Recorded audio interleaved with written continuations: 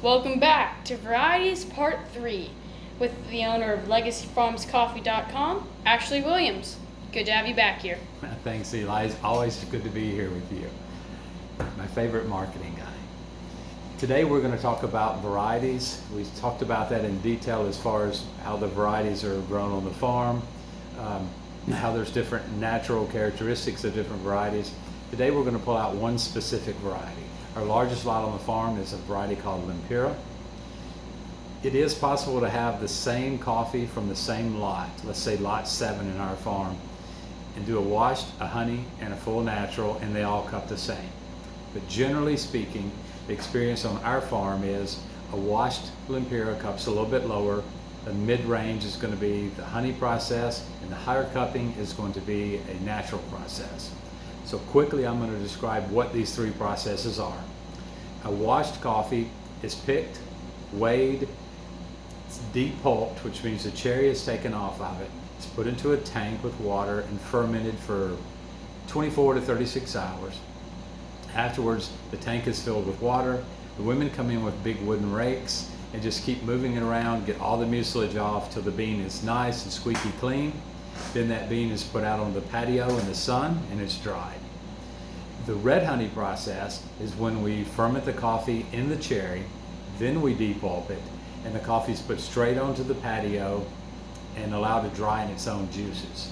It takes a little longer, but the fruity taste from is soaked in from it sitting in its own juices.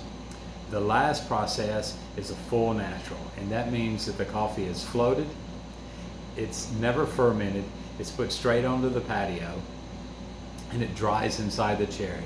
And it takes somewhere around 3 to 4 weeks according to what the temperature is.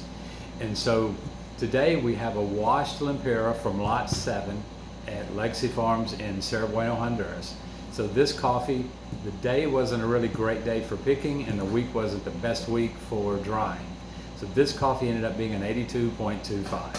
Still a specialty grade, but on the lower end of what we like to have on the farm. The second lot, and it had chocolate flavors with caramel aromas. The second lot we're talking about today is a red honey process. We took the cherry off, dried it in its own juices. This particular coffee cupped at an 86. That's a great cupping score for our farm. It had flavor notes of fruit, dried fruit, and cocoa. It had fragrances and aromas of dried fruit. Ended up with an 86. We were extremely happy with that. The third coffee, also coming from lot 7, picked at a different time, of course. It was processed full natural. That means that the coffee was floated, put straight onto the patio, and dried in its cherry. And so it spends anywhere from 3 to 4 weeks drying, and then we, of course, cup it. This particular coffee had notes of cocoa and blackberries with aroma of hard, dry fruit, and that's what the guy put down, the cupper put down. This particular one cupped at an 88.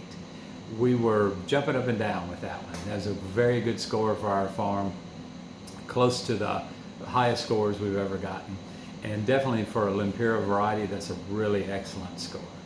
If you guys ever have any questions, please send an email to LegacyFarmsCoffee@hotmail. Please hit subscribe and follow us and ask us anything you can think of to ask. Thanks again.